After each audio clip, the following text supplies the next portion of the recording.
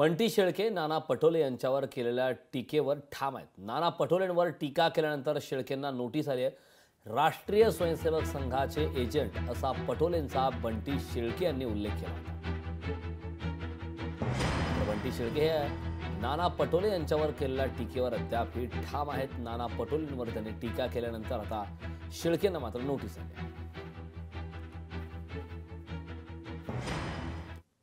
उत्तर तर मी याच्या अगोदर पण त्यांना बरेचदा दिलेलं आहे आणि मी त्यांना जाब सुद्धा विचारला होता। त्या जाब विचारल्यानंतर त्यांना प्रश्न विचारल्यानंतर जे आहे ते आजपर्यंत जे आहे त्यांच्याकडूनच कुठलं उत्तर मिळालेलं नाही। नाना पटोले जी आणि त्यांच्या सोशल मीडिया टीमनी म्हणजे महाराष्ट्र प्रदेश काँग्रेस कमिटीच्या सोशल मीडियाच्या हँडलच्या माध्यमातून सोडाच, पण युवक काँग्रेसच्या कुठल्याही कार्यकर्त्याच्या पाठीवरती त्यांनी हात फिरला नाही की नाही कार्यकर्त्यांनो तुम्ही लोक चांगलं काम करून आले। कुठं ना कुठं आमचे नेते राहुलजी गांधी मोहब्बतची दुकान लावून राहिले आणि माझे नेते आहे, माझ्या रक्तामध्ये काँग्रेस आहे। काल आज आणि येणाऱ्या भविष्यामध्ये सुद्धा राहुलजी गांधी हे माझे नेते राहणार आहेत। नाना पटोलेजी जे आहे, नाना पटोलेजी ज्या पद्धतीने RSS वाल्यांच्या आणि भारतीय जनता पक्षाच्या मनामध्ये लोकांमध्ये द्वेष राहते, त्याच पद्धतीने द्वेष जी आहे ती द्वेषाची भावना ही नाना पटोलेजी च्या मनामध्ये आहे आपल्या कार्यकर्त्यांच्या, म्हणून ते RSS चे एजंट।